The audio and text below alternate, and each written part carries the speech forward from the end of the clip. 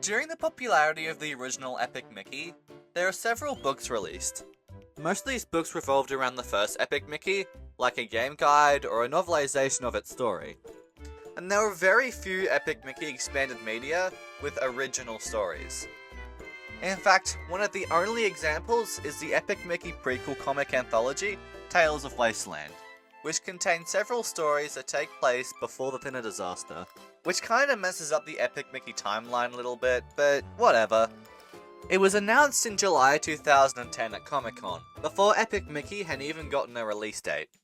During the announcement at the Epic Mickey panel at Comic-Con, Warren Spector was joined by Peter David, a comic book writer who had worked on comics for Marvel heroes like Spider-Man and the Avengers, and was now writing both the Tales of Wasteland and the Epic Mickey graphic novel. I can only imagine the whiplash of working on a superhero action comics to working on a comic for a Mickey Mouse game. According to reports from GameSpot and Game Informer, the Tales of Wasteland were announced to be released on iPod, iPod Touch, and the PSP. The app was going to contain 6 original Tales of Wasteland, as well as a 64-page Epic Mickey graphic novel. The app was eventually released in October of 2010, but it contained so much more than just the digicomics. It had a fully labeled map of Wasteland, a set of character profiles for the primary characters that appeared in Tales of Wasteland and the Epic Mickey graphic novel, and a group of Epic Mickey trailers, although the version for the PSP was seemingly nowhere to be seen, and was most likely scrapped at some point during the development process. The app itself is a fairly decent companion to the Epic Mickey game, regardless of the digicomics themselves. So let's get into what is actually contained within the digicomics section. Although the digicomic app itself was free, you only actually got one of the 7 comics with the app, that one being Clock Tower Cleaners. The rest of the Tales of Wasteland could be purchased for $2.99, and the Epic Mickey graphic novel was available for $3.99. Let's find out what you got for this small sum of money. Oh yeah, and also, if you like what's about to come, please make sure to subscribe for more Epic Mickey videos every week up until Rebrush released, so let's go through what $6.98 USD could get you in 2010. First up, we have the Epic Mickey graphic novel. This is just a basic retelling of Epic Mickey, with many of the events skipped over and shortened. For instance, the entire Gremlin Village stage of the game is skipped over, and Mickey jumps right from Dark Beauty Castle to the Clock Tower. The quest for the rocket parts is condensed to 3 single-panel pages, whereas it takes up a large chunk of the original Epic Mickey game. But the graphic novel making things shorter also somewhat sacrifices the feeling that Mickey earned his trust with Oswald over a longer period, since there are only around 10 pages between Oswald's fit of rage at Mickey and him making amends at Dark Beauty Castle, not giving Oswald really any time to reflect on his opinion of Mickey like he does in the game, since he just has to sit there and wait for Mickey to climb the towers to arm the fireworks to destroy the blot. The shortening of events also presumably what led to the revelation of Mickey causing the Thinner disaster being common knowledge to the residents of Wasteland, although Oswald seems to be the only one to take it to heart that much. The sense of morality is also somewhat in the graphic novel, although the idea of being malicious for the sake of being malicious isn't there, and Mickey retains a more morally correct version that appears in most modern Disney interpretations. There is the one hiccup of having him destroy the clock tower, but that's more to show Mickey's naivety to the power of Thinner than actual malicious intent. Although the game is heavily abridged, it pretty faithfully includes all of the iconic character moments from the main cast in the Epic Mickey game. In fact, the more dialogue focused on the graphic novel allowed more opportunities to really step it up on several aspects, including humour, leading to funny moments like this one with Clara Bell. Why, you must remember me. Oh, of course I don't. Sort of. You're into Boris. Horace. Right, him. The art form still images in graphic novels instead of motion in the animation also allows for more surreal and cartoony imagery, like this one where we get a nice close-up of Oswald's lucky molars. And that's it for the Epic Mickey graphic novel. Shorter, but with some standout scenes over the Epic Mickey game. Now to the Epic Mickey prequels, starting with Clock Tower Cleaners, which didn't cost you a dime in the Digicomics app. We start the comic with a full-page Wasteland map, with narration panels referencing Oswald, Hortensia, their 420 kids, and Wasteland residents like Horace and Clarabelle Cow, and then we get to the main story. The clock tower is spraying dirt and grime all over Main Street, and Oswald, along with animatronic Goofy and animatronic Donald, show up to clean the clock tower, but ultimately end up in a fight with it. Basically emulating the first boss fight from Epic Mickey, but just without the destroying part. Although the comic is pretty much a quick misadventure, it does set up some plot points in the original Epic Mickey, being both the reason for the clock tower's insanity in Epic Mickey and the Mad Doctor's betrayal, as in the final panel shows a shadowy figure with gloves suspiciously looking like the Mad Doctor's. This is the only comic with these sorts of foreshadowing, as the other Tales of Wasteland seem pretty self-contained. And then we've got the comics you actually have to pay for. First up we have There's a Hole in the Sky.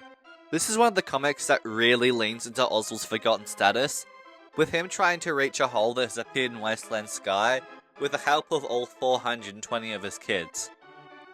There's not much to add in terms of new Epic Mickey lore, mostly just the Mad Doctor being sketchy and wanting Oswald to leave really bad. Speaking of Oswald wanting to be popular, let's get into the next Tales of Wasteland, Oswald the Lucky Duck. In this story, the Mad Doctor creates a machine that could get Oswald back into the cartoon world. You know, the Mad Doctor, really wants Oswald to leave. He really wants him to leave. It's kinda suspicious.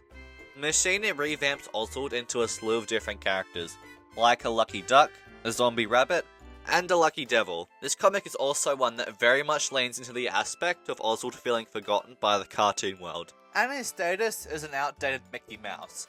In the end, however, Oswald realizes that his life in Wasteland is pretty darn good, and that he doesn't need the affections of millions of fans when he has his own friends and family in Wasteland. Aw, what a wholesome ending. This comic also is the only appearance of the non-animatronic Daisy in the Epic Mickey series, which is kinda odd considering that Donald is in his animatronic form in this comic. Up next is when Horace gets his time to shine in The Game's Afoot.